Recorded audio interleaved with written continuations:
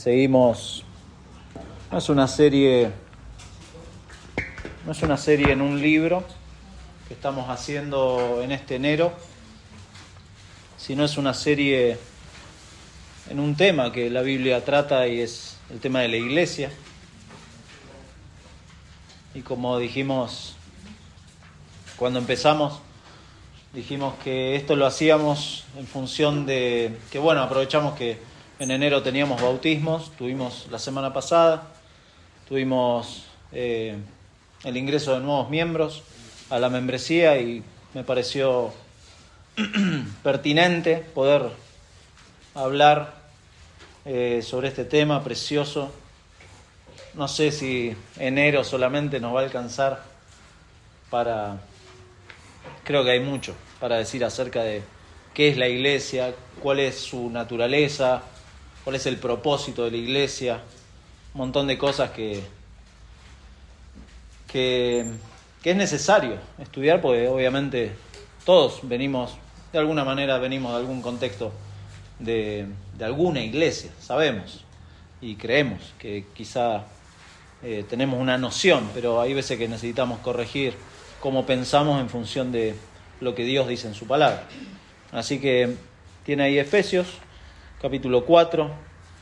No vamos a leer todo lo que leyó el hermano Darío, pero sí, yo le pedí a él que pudiéramos leer todo para ver el contexto, pero le invito a leer desde el versículo 11, que dice: y él mismo constituyó a unos apóstoles, a otros profetas y a otros evangelistas, a otros pastores y maestros, a fin de perfeccionar a los santos para la obra del ministerio, para la edificación del cuerpo de Cristo, hasta que todos lleguemos a la unidad de la fe y del conocimiento del Hijo de Dios, a un varón perfecto, a la medida de la estatura de la plenitud de Cristo, para que ya no seamos niños fluctuantes, llevados por doquiera de todo viento de doctrina, por estratagema de hombres que para engañar emplean con astucia las artimañas del error, sino que, siguiendo la verdad en amor, crezcamos en todo en aquel que es la cabeza, esto es Cristo, de quien todo el cuerpo, bien concertado y unido entre sí por todas las coyunturas que se ayudan mutuamente, según la actividad propia de cada miembro, recibe su crecimiento para ir edificándose en amor. Oramos. Señor, te damos muchas gracias por tu palabra. Sin tu palabra, ¿qué haríamos? ¿Qué haríamos como creyentes, como iglesia? No tendríamos rumbo. En tu palabra nos has revelado tu carácter, nos has revelado tu santidad, tu justicia, lo que tú quieres para tu pueblo, pero por sobre todo nos has revelado a Cristo. Señor, gracias por tu palabra, esta revelación especial para tu iglesia, por medio de la cual hoy podemos crecer en ella. Señor, rogamos que tu Espíritu Santo esté obrando por medio de tu palabra para santificar, como oraba nuestro hermano, para santificar a tu pueblo y si es tu voluntad en esta mañana tengas misericordia de esos corazones, Padre, que no te conocen, que aún te rechazan, que aún están cegados, que aún están muertos y están en condenación. Padre, ten misericordia de esas vidas, te lo pedimos en el nombre de Jesús. Amén. Amén.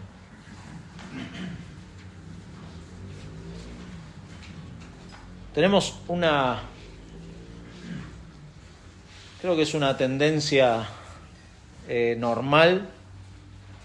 Yo pensé que era una tendencia de los argentinos, pero no, es algo que está en muchos lados y es esa tendencia a saberlo todo. Sabemos todo. No sé cómo hacemos, pero tenemos como una habilidad tremenda de saber todo. Usted haga el ejercicio. Si está hablando con un grupo de amigos o en familia y tire una pregunta de lo que sea y todos le van a responder algo, porque sabemos todo. No sé cómo hacemos, pero sabemos todo. Es natural en nosotros, en nuestra condición caída. Incluso en otros lugares también se ve esto, no es solamente de los argentinos, esto es este patrón de falsa omnisciencia, le digo yo, porque creemos que sabemos todo. Pensamos un poco y usted se pone a hablar con alguien y sabe todo de fútbol sabemos todo. Más los hombres, en su mayoría, somos todos directores técnicos, sabemos todo. Sabemos todo de política, de los diferentes gobiernos, cómo deberían manejarse, sabemos todo. Sabemos de ciencia. De ciencia sabemos todo. Sabemos mucho, o creemos que sabemos. Sabemos de medicina, sabemos así, de un montón de temas, de arquitectura. Bueno, hoy con las redes sociales la gente sabe como más cosas, como que sabe, incluso hay gente que sabe cosas que nadie sabe. ¿Se dio cuenta? Y sabemos todo. Y así podemos estar toda la mañana, de las cosas que sabemos. No está en la Biblia, creo que es una opinión personal, pero creo que cuando Adán y Eva comieron del árbol de la ciencia, del bien y del mal, se les instaló a ellos esta idea de que saben todo. Y lamentablemente es algo que en el mundo evangélico también está presente, sabemos todo acerca de las cuestiones de nuestra fe.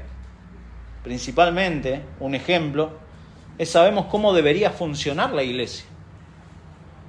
Todos saben cómo deberían funcionar la iglesia, o por lo menos tienen como una noción y durante décadas hemos visto, por ejemplo, el crecimiento de las iglesias o este movimiento de iglecrecimiento, en donde todos saben cómo las iglesias deberían funcionar y cómo deberían crecer. Todos lo saben. Esto surgió allá por la década de los 60, ahí explotó. Algunos consideran que fue antes, a fines del siglo XIX. Pero ahí por la década de los 60 explotó y esto se extendió a Latinoamérica y así surgieron miles de libros, seminarios, conferencias, programas y hasta organizaciones que se dedicaban exclusivamente al tema de cómo tiene que crecer una iglesia o el movimiento de iglecrecimiento. Lo llamativo es cómo muchas veces estas cosas tienden a alejarse de la palabra de Dios, puntualmente. Se alejan de la palabra de Dios. Quizás muchos de estos esfuerzos fueron útiles en la medida que estuvieron bajo la autoridad de Dios y bajo la autoridad de su palabra. Quizás fueron útiles. Pero tratar de edificar la iglesia por medios humanos lleva siempre al fracaso. Eso es un hecho.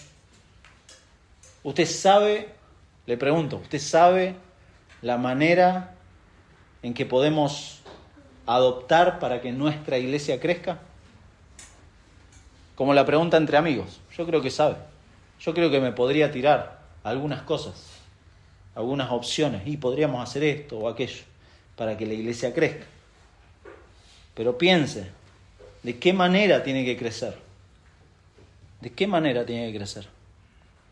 ¿En función de qué? Son preguntas interesantes porque han surgido, como dijimos, muchas personas que saben muchas cosas, que se saben todo. Por ejemplo, y quizá a algunos los reconoce, algunos conoce a Joel Comiskey. Él es el padre de las iglesias celulares, de las células. Rick Warren, muy conocido. Peter Wagner, otro. Frank Viola, otro. Esta semana un hermano me pasó un video muy interesante sobre la iglesia orgánica. Muy llamativo, un movimiento que se está dando principalmente en Latinoamérica. La iglesia orgánica, donde se vuelve a lo simple, dicen ellos, o la iglesia sencilla, la iglesia donde no hay estructura de iglesia, muy similar a la iglesia emergente. Y así, un montón de cosas. El G12, tenemos un hermano en Bahía Blanca que era parte del G12, tremendo, que también es un movimiento de iglecrecimiento, en función de células, una cosa rara. Pero el genuino crecimiento de la iglesia siempre es consecuente a lo que Pablo escribe acá, la iglesia de Éfeso. No sin antes, si usted se fija, si usted lee toda la carta de Éfeso a los Efesios, sienta bases doctrinales, concretas, necesarias, fundamentales, acerca de nuestra unidad en Cristo y en su obra. ¿Sí? Usted lee los 3 primeros capítulos y va a ver eso. escribe acerca de que la iglesia es un grupo de creyentes que han sido unidos por la fe en Cristo y a su vez están unidos unos con otros. De hecho, lo dice en capítulo 2, versículo 19, que ya no somos extranjeros ni advenedizos, sino conciudadanos de los santos y miembros de la familia de Dios, edificados sobre el fundamento de los apóstoles y profetas, siendo la principal piedra del ángulo Jesucristo mismo. Ahí está, ese es el fundamento. Esto lo vimos el primer domingo que vimos, que es la iglesia. La iglesia es el cuerpo de Cristo, la iglesia es el grupo de creyentes que Dios ha salvado por su misericordia y que los ha unido a Cristo, quien edifica su iglesia. Y a la luz de este precioso evangelio que ha logrado esto, Pablo ahora dobla sus rodillas, dice ahí en capítulo 3, delante de Dios por el crecimiento de estos hermanos, de esta iglesia. Capítulo 3, versículo 17, él dobla sus rodillas para que habite Cristo por la fe en vuestros corazones, a fin de que arraigados y cimentados en amor, seáis plenamente capaces de comprender con todos los santos cuál sea la anchura, la longitud, la profundidad y la altura, y de conocer el amor de Cristo, que excede todo conocimiento, para que seáis llenos de toda la plenitud de Dios. Está hablando de madurez, de crecimiento en Cristo. De eso está hablando Pablo. La unidad en Cristo es real en Él, pero a partir del capítulo 4 que hemos leído, muestra cómo esto es algo que los cristianos intencionalmente debemos perseguir, debemos crecer, debemos buscar esta unidad. ¿Cómo? La unidad ya está, es un hecho en Cristo. Los que somos creyentes estamos unidos a Cristo. Esto es un hecho. Pero ¿cómo debemos perseguir entonces la unidad si ya es un hecho? ¿Para qué tengo que trabajar por la unidad? Bueno, esto es un pacto. A ver, cuando Dios buscó a Israel y hizo un pacto con Israel, le entregó los mandamientos, no le dijo, ok, yo ya está, los rescaté, y bueno, quédense tranqui que nos vemos en la gloria. No, les dijo, como son mi pueblo, manéjense de esta manera, y por eso les entregó los mandamientos. Lo mismo pasa con el nuevo pacto. Cristo nos ha redimido, nos ha unido a Él, pero también nos ha dejado esto de crecer. Es como el matrimonio, los que están casados, algunos piensan que es la meta, ¿no? El llegar ahí al altar, decir el sí y listo. Pero no, ahí empieza la cosa. Ahí empieza y hay que crecer en eso también. Por eso la idea del pasaje de hoy es que la unidad de la iglesia se fomenta cuando la doctrina correcta nos lleva a vivir de la forma correcta.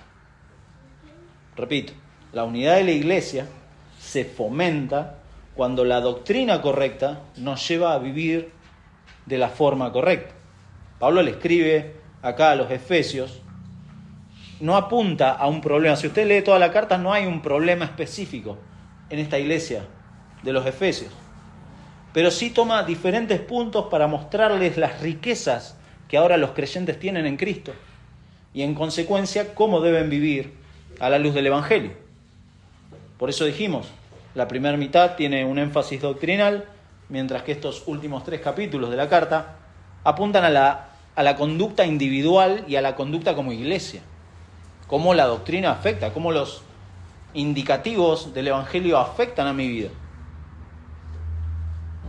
Por eso, en primer lugar, veamos el desarrollo de la unidad y el crecimiento, versículos 11 y 12. Bueno, dijimos, en la primera predicación vimos el fundamento de la iglesia, consideramos de alguna manera que en definitiva la esencia del Evangelio siempre radica en lo que Dios ha hecho por los pecadores, nunca en nosotros. El Evangelio es acerca de lo que Dios ha hecho, no de lo que nosotros, y por eso ese es el fundamento. Las exhortaciones del Nuevo Testamento tienen su base en lo que Dios ya ha hecho, en la provisión de la gracia dada por Dios por medio de Cristo. Por eso ahí desde versículo 7 vemos cómo cada persona en el cuerpo de Cristo funciona de manera diferente. Hay una diversidad en esta unidad. Estamos unidos por el Evangelio, estamos capacitados por el Señor, que luego, y menciona ahí, la victoria de la cruz le dio el derecho al Señor y la autoridad sobre su iglesia para edificarla. Y por eso dice, versículo 11, y Él mismo, está hablando de Cristo, del Cristo victorioso, del Cristo que en versículo 10 dice, el que descendió es el mismo que también subió por encima de todos los cielos para llenarlo todo. Y Él mismo, versículo 11, constituyó a unos apóstoles, a otros profetas, a otros evangelistas, a otros pastores y maestros. Entonces, de personas que estaban cautivas, que estaban esclavas del pecado, Dios tomó hijos libres y siervos para Él, ¿se da cuenta? Y de esas personas hizo algunos a estas personas que describen en el versículo 11. Y fíjese, los primeros dos dice apóstoles y profetas. No nos vamos a meter mucho en esto, podríamos hacer de este solo versículo varios sermones. Apóstoles y profetas, Dios se encargó de constituirlos, no se autoproclamaron ni apóstoles ni profetas. Eso es llamativo, hoy sí es muy común encontrar fulano, mengano, apóstol, profeta, arcángel o lo que sea, cualquier título, autoproclamados. Pero acá Dios se encargó de constituirlos. Fueron dados a la iglesia. Usa el mismo verbo que usa en versículo 7. Versículo 7 dice, pero a cada uno de nosotros fue dada la gracia, conforme a la medida del don de Cristo. Y ese fue dada es el mismo verbo que usa acá en versículo 11, constituyó. Dios constituyó. En los primeros años de la iglesia, Dios constituyó a apóstoles y profetas para establecer el fundamento de la iglesia. Lo leímos recién en versículo 20 de capítulo 2, edificados sobre el fundamento de los apóstoles y profetas. Esos son los primeros. Hoy no hay ni apóstoles ni profetas. Por eso no voy a alargarme más en eso. Los cristianos en ese tiempo no tenían las escrituras, ¿se da cuenta? Y Dios estableció, constituyó a estos hombres para eso, para generar el fundamento. La piedra angular es Cristo. Cristo transmitió la doctrina a los apóstoles y profetas, y ahí se estableció el fundamento. Cristo es quien en su soberanía establece, escoge y capacita a estas personas. Es parte de su gracia que Él mismo ordene de esta forma a la iglesia. Algunos lo veíamos en esta gente de la iglesia orgánica que dice, no hay estructura en la iglesia. Sí, en la palabra de Dios yo veo en todas las cartas que Dios estableció un orden, hay estructura. No es que cada uno hace lo que bien le parece y es una anarquía. No, hay claramente Dios constituyó, ordenó la iglesia, y así podemos identificar el desarrollo de esta unidad, de este crecimiento. Menciona los evangelistas, que pueden ser personas que tienen este don, el don de evangelista, de evangelizar, de presentar el evangelio, eso está hablando. Pero también pueden ser personas que en esa función animan a otros a hacer esta tarea de evangelismo, porque este es un mandato para todos los creyentes. No es que, yo no tengo el don, y bueno, entonces no evangelizo. O no, yo tengo mucho miedo, y entonces no evangelizo. No, esto es para todos los creyentes. Pablo le dice a Timoteo que se ocupe de su ministerio, pero antes le dice, haz obra de evangelista. Y Timoteo, si usted lee las cartas de Timoteo, se da cuenta de que Timoteo no tenía el don de evangelista. Le dice en una parte, Pablo, nadie tenga en poco tu juventud. Como que Timoteo era medio apocado en algunos sentidos.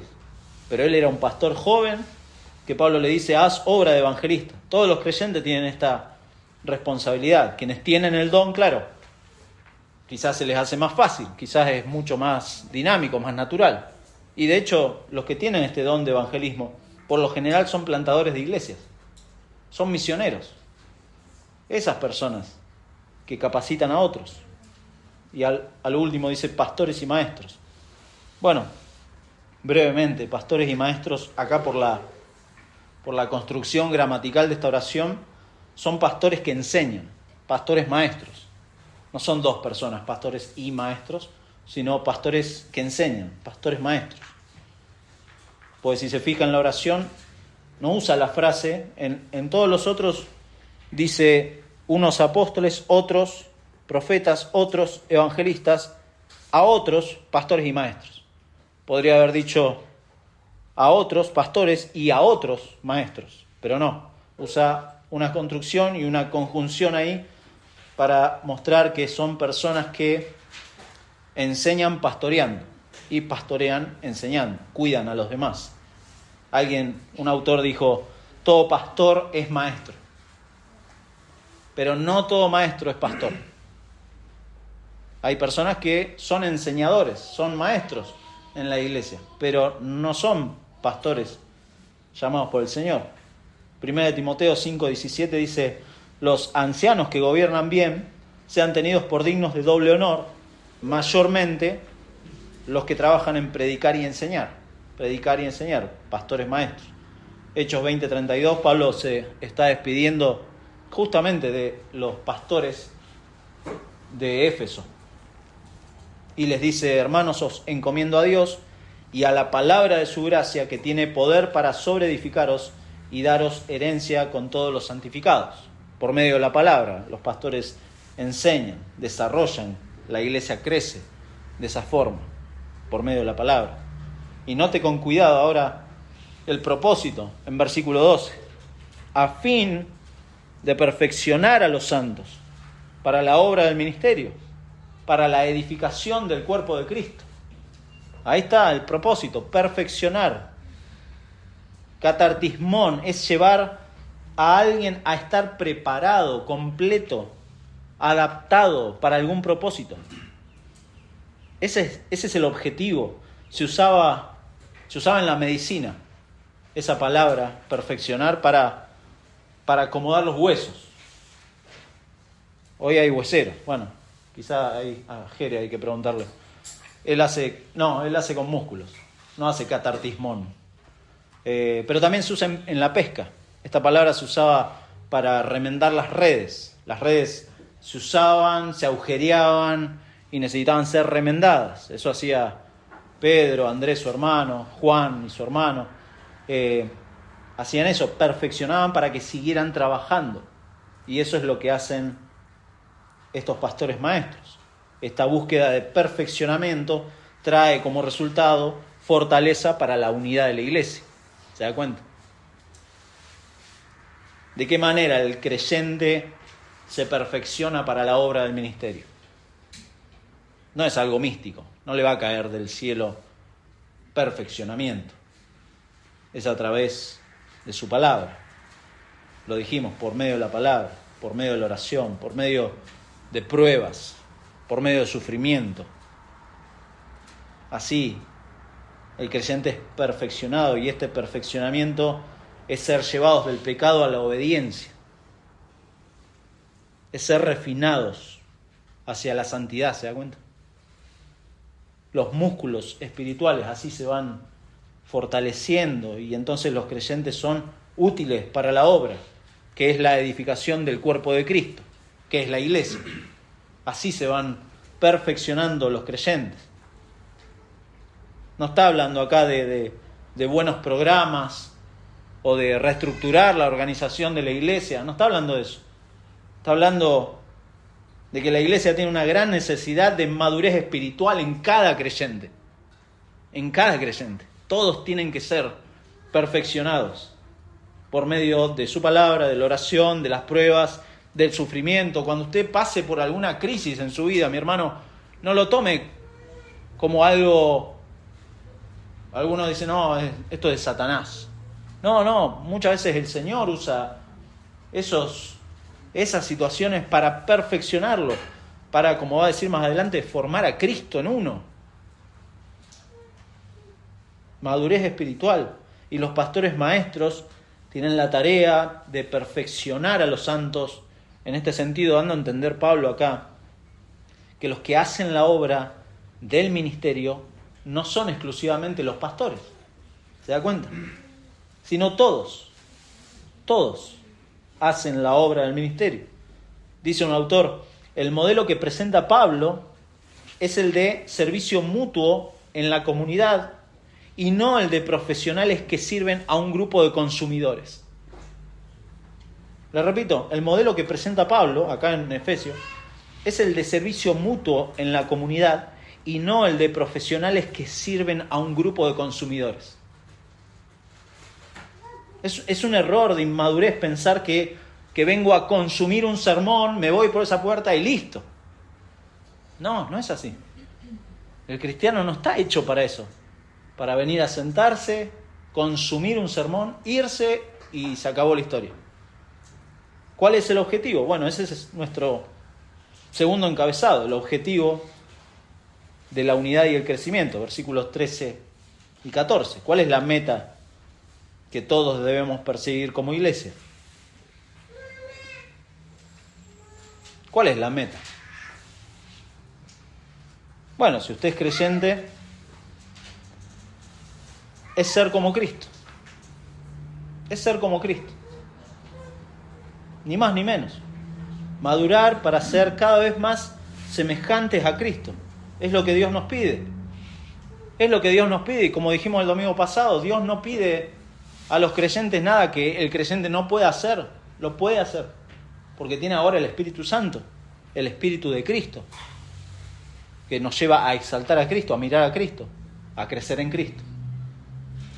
Dios no pide algo que no podamos hacer. Por eso dice el versículo 13, hasta que todos lleguemos a la unidad de la fe y del conocimiento del Hijo de Dios, a un varón perfecto, a la medida de la estatura de la plenitud de Cristo. ¿Usted se ha preguntado por qué lo salvó Dios? ¿Para qué me salvó Dios? Bueno, creo que este versículo 3 es perfecto, es una respuesta bíblica tremenda. La meta acá es ser como Cristo. ¿Para qué lo salvó Dios? Versículo 3. La meta acá no es una iglesia con más personas entretenidas, no es programas, no es multimedia, no es un edificio, no es influencia social, no es una estructura compleja que tenga a todos ocupados. La iglesia no es eso. Sencillamente ser como Cristo, unido a Cristo. Y de esta manera servir a mi hermano, unido a Cristo. Ese es el objetivo. Y si lo otro es añadido, no estoy diciendo que tener un edificio, tener programas, si lo otro es añadido por el Señor, si vienen más personas, obviamente tenemos que atenderlas, capacitarlas, ¿por medio de qué? De su palabra. Y hay veces que necesitamos programas de instrucción bíblica para acompañar a esa gente, y está bien. Pero el objetivo del cristiano y de la iglesia es ser como Cristo, es ser como Cristo. Y si lo otro es añadido, no debe estorbar esa meta de ser como Cristo. Porque muchas veces nos ponemos esas metas como si fueran lo principal y nos perdemos de vista lo principal que es ser como Cristo. Y eso es tarea de todos. Eso es tarea de todos. En otra época, en lo personal, ¿no? Y había sido algo inculcado, nos preocupábamos por las sillas vacías. ¿Han escuchado eso? Si usted ve una silla vacía es porque... Y había todo un discurso acerca de la evangelización. Pero con el tiempo he pensado y digo, no, lo que me ocupa son las sillas ocupadas. Las sillas ocupadas. Porque son mis hermanos a quienes sirvo.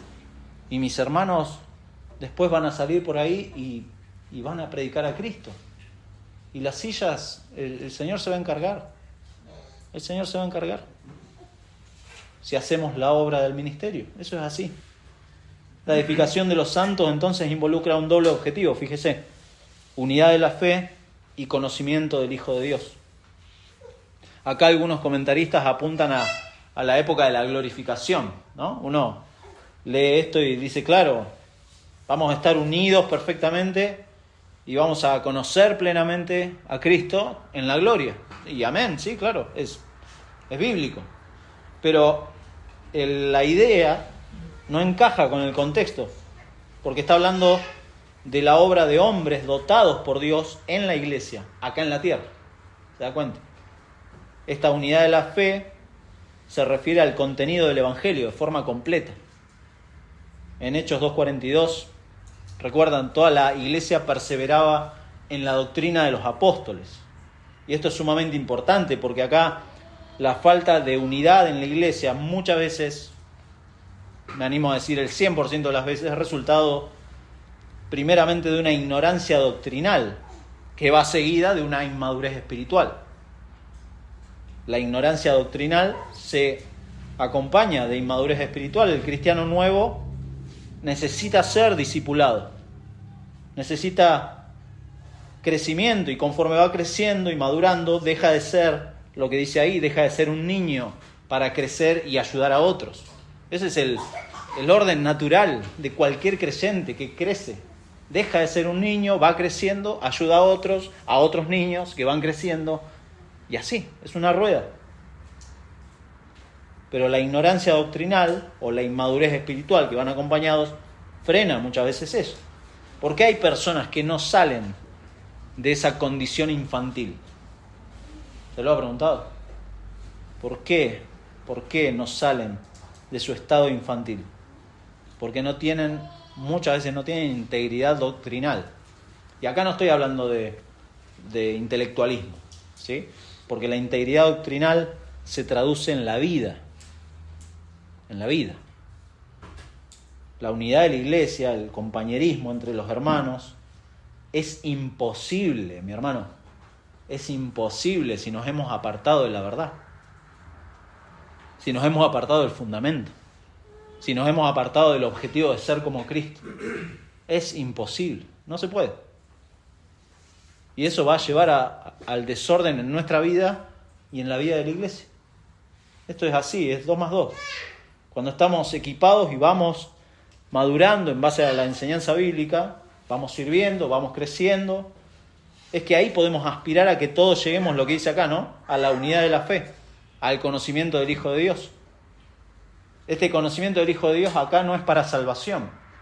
Si se da cuenta, en el contexto no habla de salvación, sino que habla de profundizar nuestra intimidad con el Señor, de estar conectado con lo que dice anteriormente. Pablo lo dice de otra manera en Filipenses, capítulo 3, versículo 8, dice: y ciertamente aún estimo todas las cosas como pérdida por la excelencia del conocimiento de Cristo Jesús, mi Señor, por amor del cual lo he perdido todo y lo tengo por estiércol, por basura, para ganar a Cristo y ser hallado en Él, no teniendo mi propia justicia, que es por la ley, sino la que es por la fe de Cristo, la justicia que es de Dios por la fe, de nuevo, a fin de conocerle, y el poder de su resurrección, y la participación de sus padecimientos, llegando a ser semejante a Él, ser como Cristo, semejante a Él en su muerte. Acá no está hablando nada místico, está hablando de quiero ser como Cristo, quiero seguir madurando, quiero seguir creciendo, quiero llegar a conocer a Cristo de manera tal que pueda vivir su vida, y si tengo que sufrir como Él, bueno, amén. Eso es lo que quiere Pablo, y lo va a decir, se lo dijo antes a los Efesios, en capítulo 1, versículo 15, dice: por esta causa también yo, habiendo oído de vuestra fe en el Señor Jesús y de vuestro amor para con todos los santos, no ceso de dar gracias por vosotros, haciendo memoria de vosotros en mis oraciones, para que el Dios de nuestro Señor Jesucristo, el Padre de gloria, os dé espíritu de sabiduría y de revelación en el conocimiento de Él. Conocer a Cristo, pero conocer de una manera más profunda, más íntima. El resultado se ve entonces en lo que dice ahí mismo, versículo 13, a un varón perfecto a la medida de la estatura de la plenitud de Cristo, ser como Cristo. Ese es el objetivo, ser como Cristo. Y versículo 14 entonces nos muestra el contraste de esto, para que ya no seamos niños fluctuantes, llevados por doquiera de todo viento de doctrina. Esto es lo opuesto, por estratagema de hombres que para engañar emplean con astucia las artimañas del error. La madurez entonces trae estabilidad espiritual. Eso es lo que está diciendo. Para que ya no seamos niños fluctuantes. Primera de Pedro, capítulo 1, versículo 13. Después de hablarles del Evangelio, después de hablarles de las gloriosas verdades del Evangelio, les dice: por tanto, ceñid los lomos de vuestro entendimiento. Sean firmes en su cabeza, tengan las ideas acomodadas acerca de quién es Dios y qué es el Evangelio, y vivan su vida conforme a esto. Sed sobrios y esperad por completo en la gracia que se os traerá cuando Jesucristo sea manifestado. ¿De qué manera están esperando al Señor que va a volver? ¿Con sobriedad, con una mente ordenada, conforme a la verdad de su palabra? ¿O, bueno, según mis criterios y veo cómo va la vida? No. La madurez trae estabilidad espiritual. Lo mismo, lo contrario, ¿no? La inmadurez genera confusión espiritual. Eso es lo que pasa. Si observa, Pablo está preocupado acá por doctrinas falsas, engañadores, que usan el error para mantener justamente a las personas en inmadurez. Personas, esto es peligroso porque hay mucha gente que les soba el lomo a la gente y los mantiene en inmadurez porque son más controlables en inmadurez. Y no es así. Cuidado con eso. Cuidado porque está dentro de la iglesia. Porque Pablo dice ahí: por estratagema de hombres que para engañar emplean con astucias las artimañas del error. Hay gente que los mantiene así. Hay hermanos que se le pueden acercar y le soban el lomo, pero nunca le dan la verdad bíblica de la palabra y nunca los confrontan con la palabra. Bueno, los mantienen así, inmaduros. Esto es peligroso. Habla de estratagema. Kibeia es la palabra. Muy interesante porque es jugar a los dados. Literalmente jugar a los dados. Jugar con la gente. Jugar a los dados, al azar, con la gente. A través de esta astucia, que la palabra habla de fraude, de un engaño, de fraude, y a través de métodos, artimañas. Y esto es lo opuesto, si se fija, es opuesto a lo que dice versículo 12. ¿Cuál era el objetivo? Perfeccionar a los santos para la obra del ministerio, para la edificación del cuerpo de Cristo. ¿Qué hace esta gente? Engañan, empleando astucias y artimañas del error para mantener como niños fluctuantes a las personas. Tremendo. Y hay esto, a ver, siempre decimos la frase, la culpa no la tiene el chancho, ¿no? Y los niños fluctuantes son cristianos crédulos. Ese es el problema. Son niños fluctuantes. Literalmente son personas sacudidas por las olas. Que son presa de cualquier interpretación novedosa de las Escrituras. Bueno, este hermano que me pasaba esto de la iglesia orgánica, tremendo, porque claro, es eso. Gente crédula que sin hacer un análisis profundo de las Escrituras cae en estas cosas, en este tipo de movimientos.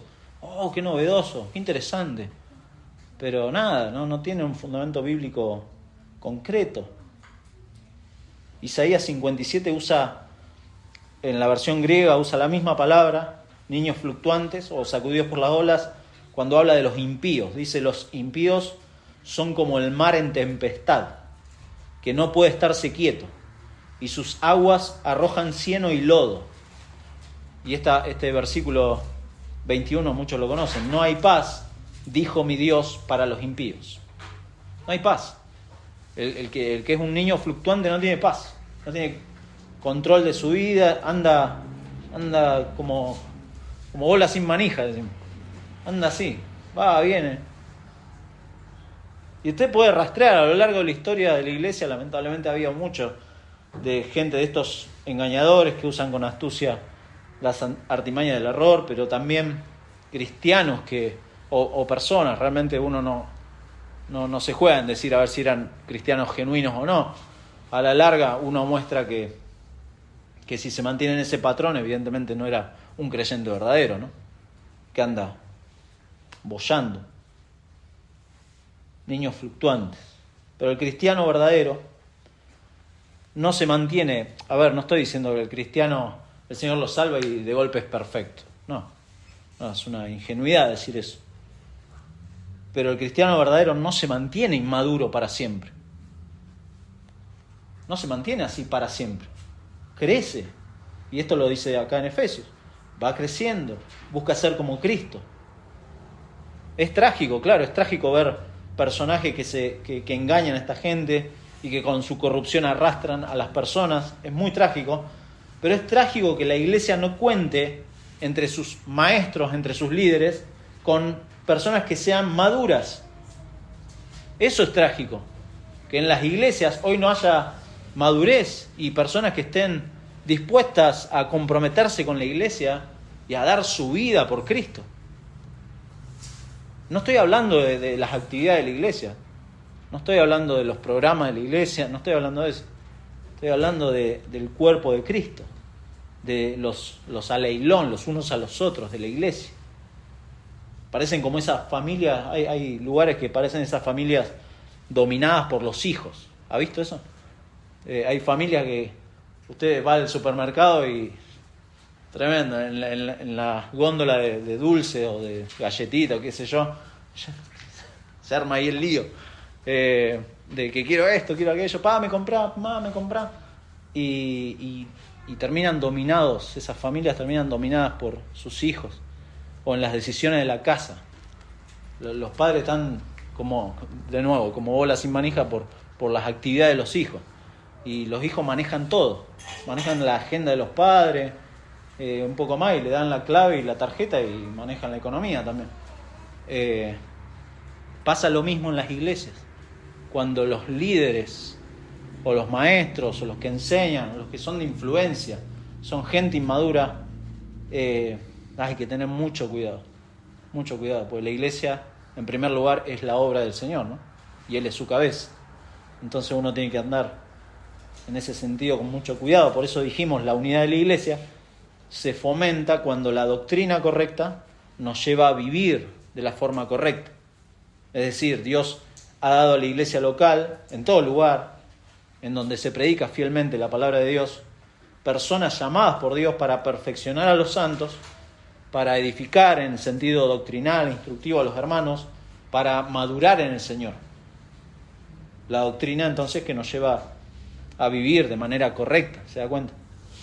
Este es el desarrollo, dijimos, es el objetivo de la unidad y el crecimiento de la iglesia, pero finalmente vemos acá, en tercer lugar, versículos 15 y 16, el poder en esa unidad y crecimiento.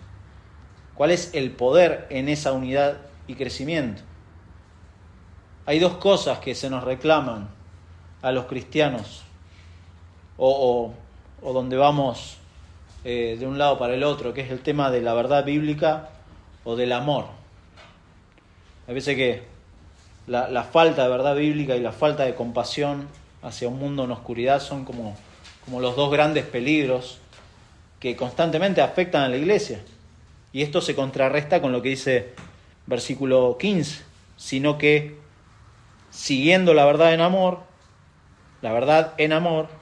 crezcamos en todo aquel que es la cabeza, esto es Cristo. Esa es la forma de contrarrestar.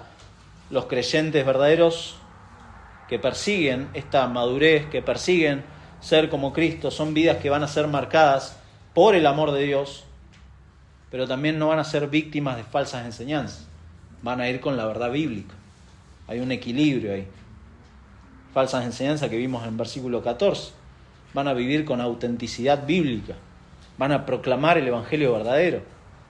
No van a andar negociando lo innegociable. Y esto es, como dijimos antes, una rueda que no para. Si un cristiano es capacitado y crece y madura, sale por esa puerta, predica a otro y discipula a otro. Y esto es así, es una rueda.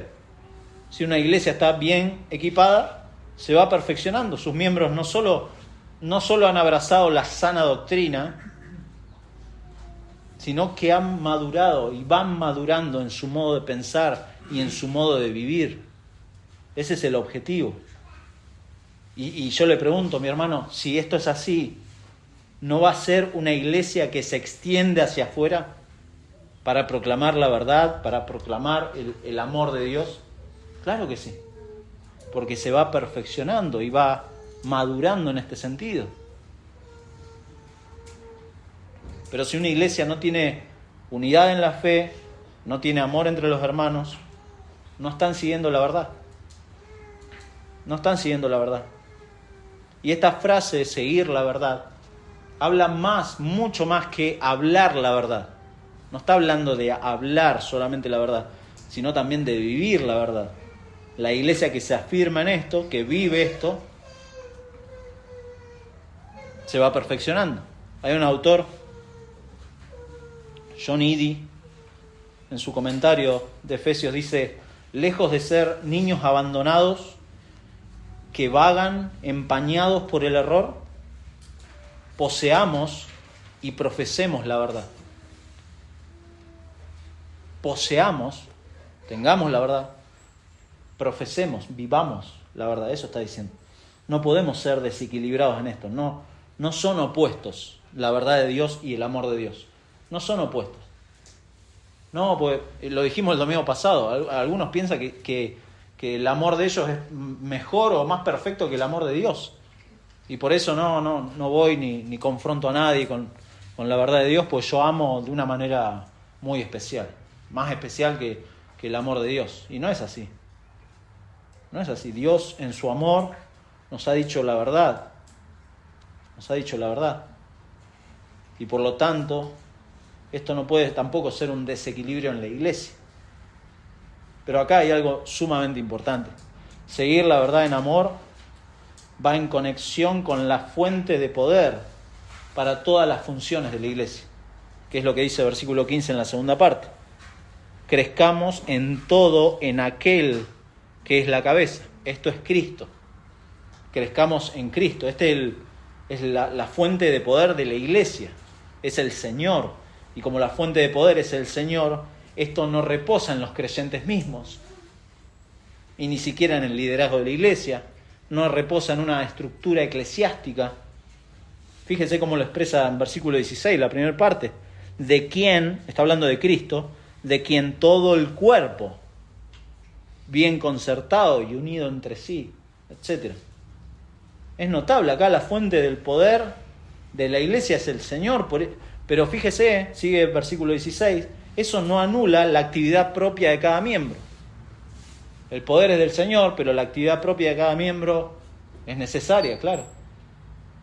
El poder en la iglesia fluye a partir del Señor, mediante los creyentes, mediante las relaciones con otros creyentes, que es lo que dice el versículo 16, la segunda parte.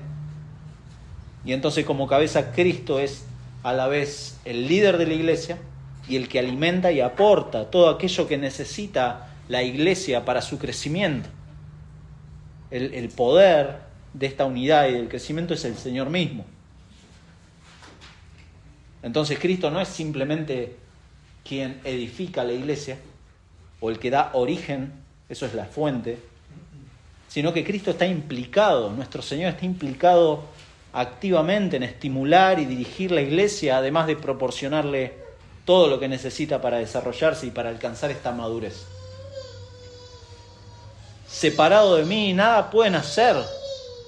Ahora, si el cristiano piensa que crecer en Cristo es otra cosa a no depender de Cristo, bueno, estamos equivocados. Es una imagen acá en el versículo 16 que habla de un dinamismo, fíjese, de los miembros individuales del cuerpo recibiendo el sustento de Cristo, y ellos a su vez sirven a los demás, a las demás partes del cuerpo, con la fuerza y la gracia que han recibido de Cristo. Por eso la iglesia crece y madura con la participación activa de cada miembro. La iglesia crece así. La iglesia madura de esa manera. La actividad de cada miembro. No es un tema, ¿se da cuenta? No es un tema de programas, no es un tema de estructuras, ni de que existen y es bueno, sí, claro, siempre y cuando estén bajo la autoridad de Dios y bajo su palabra. Pero la actividad propia de cada miembro es importante, muy importante. Ya vamos terminando, no se preocupe. Si usted está leyendo la Biblia, lee la Biblia en su casa. Si usted está leyendo la Biblia, no debería pensar que la Biblia la está leyendo para usted solamente. Usted debería pensar, mi familia necesita que lea la Biblia, que yo lea la Biblia. Mi esposa necesita que yo lea la Biblia. Mis hermanos necesitan que yo lea la Biblia. Mi familia en la fe necesita que ore por ellos. Mi familia en la fe necesita que eventualmente los aconseje bíblicamente. Pero si no le doy importancia a los medios de gracia, o pienso que son solo para mi crecimiento personal, ¿de qué le sirve a la iglesia mi crecimiento personal si no es para servir a otros? ¿De qué le sirve a la iglesia? El objetivo último trasciende el crecimiento espiritual personal, que es correcto. Uno tiene que madurar y ser como Cristo. Pero eso trasciende porque se tiene acá en mente todo el cuerpo de Cristo. Ese es el diseño de Dios. Todo el cuerpo de Cristo. Y ni usted ni yo somos más sabios que Dios y sabemos cómo debe crecer la iglesia. Esta es la manera que Dios ha puesto en su palabra. Porque así como lo dijimos el domingo pasado, así como mi pecado afecta a la iglesia, afecta a mis hermanos, la actividad de cada miembro y su crecimiento personal también afecta. Si usted está leyendo la Biblia, no se lo vamos a preguntar para hacernos los policías, los que me estás controlando, si estoy leyendo, si estoy orando, si estoy yendo a la iglesia o no. No, es para cuidar el crecimiento personal, pero también porque esto va a la corta o a la larga a afectar a la iglesia, quieras o no. Esto es así. Esto es así, afecta. No me puedo quedar con esa idea de que está en el mundo, es muy común la idea esa de que no, yo no peco y no afecto a nadie. Y se traslada eso muchas veces en la iglesia. Que bueno, yo vivo mi vida, no se metan en mi vida, pero tampoco hago nada por mi hermano. Es como dice en el cuerpo humano, ¿no? El tema del apéndice. Siempre me llama la atención. Los que están operados de apéndice le han dicho que no, es una cosa, no sirve para nada. No sé, no creo que Dios haya hecho algo que no sirve para nada. Creo que debe tener una función. Los evolucionistas dicen no sé cómo es que le dicen, no importa, pero sirve, para algo sirve. Y hay hermanos o personas que van a las iglesias y piensan que son como el apéndice, no sirve para nada y bueno, y crezco yo personalmente y veo cómo sigue la cosa. Y no.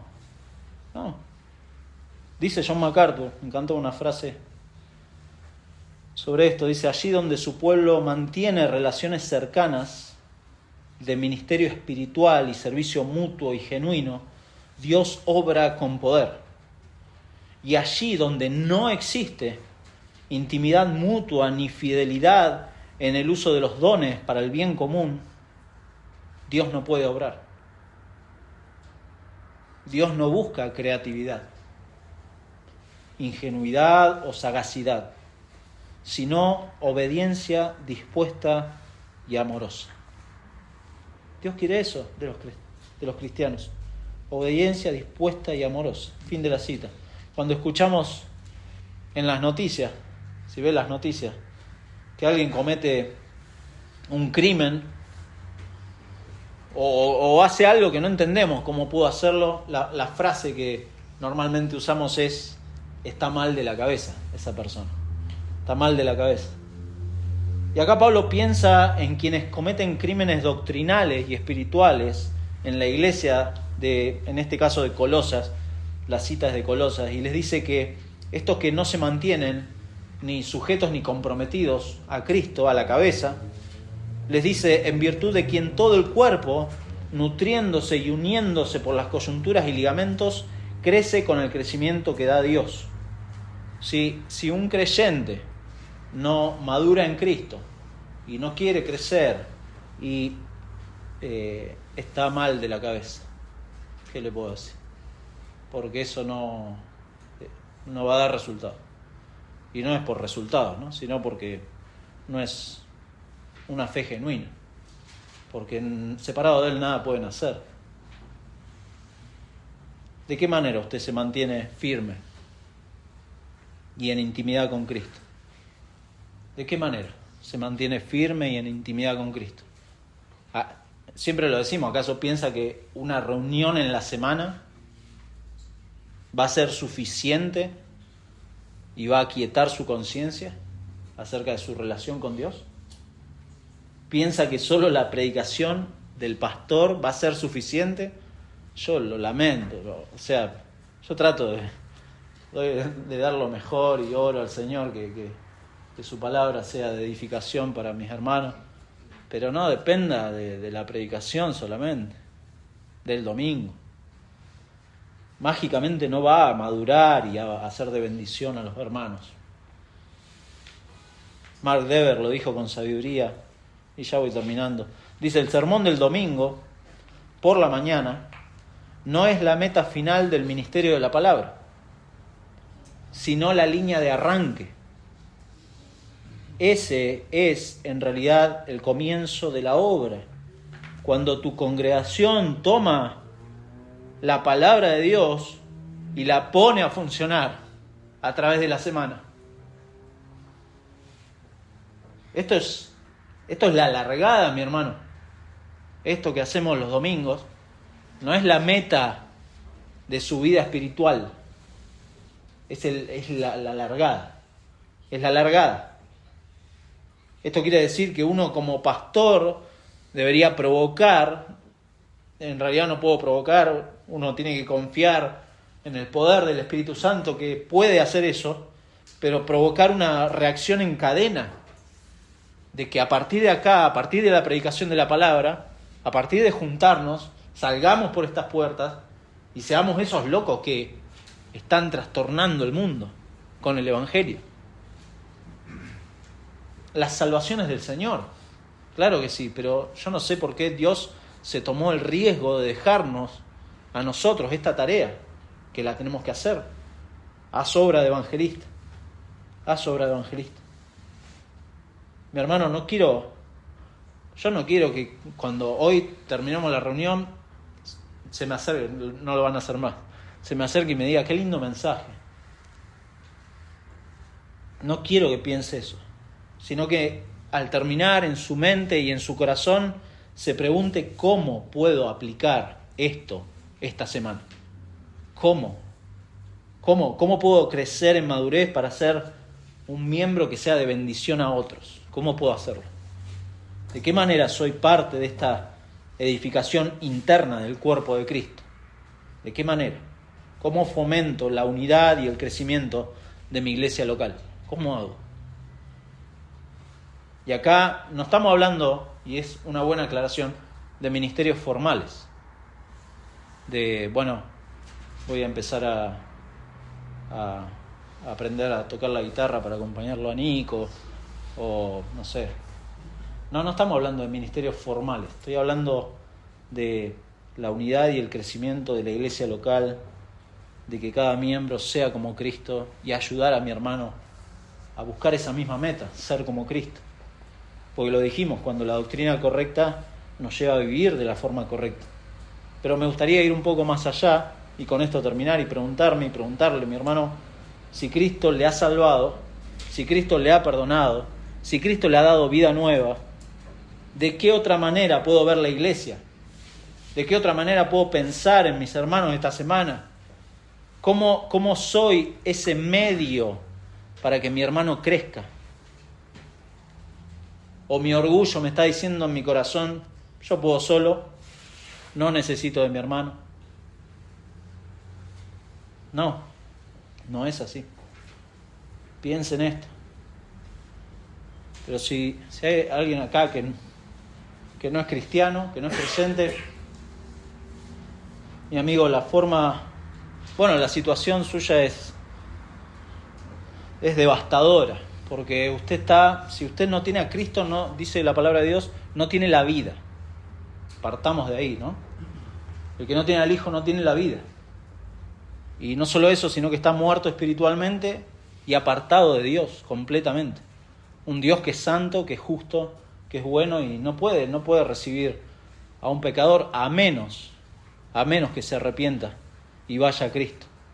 Esa es la única forma de acercarse a Dios. Si usted no conoce a Cristo, si usted no es parte de la iglesia, porque cuando Cristo salva al pecador, cuando Cristo le da vida nueva al pecador, lo bautiza, dice la palabra de Dios, en su iglesia.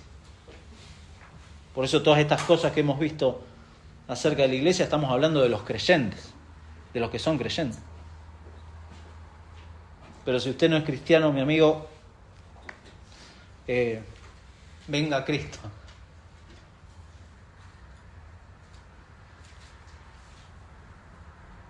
Si rechaza a Cristo, usted se mantiene en completa condenación delante de Dios. Si usted no tiene a Cristo, no tiene la vida. Y si usted no se arrepiente, confiesa sus pecados y corre a la cruz, va a seguir estando en su muerte espiritual, en su oscuridad, sin Dios, sin esperanza en este mundo. Por eso venga a Cristo. Y si viene a Cristo, Cristo lo va a recibir porque Él no rechaza a nadie. No rechaza a nadie que en humillación y en arrepentimiento y en fe van a Él. Él no los rechaza. Porque Él es bueno, Él es justo, Él es misericordioso. Vamos a orar. Señor, muchas gracias por tu amor expresado de la manera más increíble, que es al enviar a tu Hijo. Gracias porque de esa manera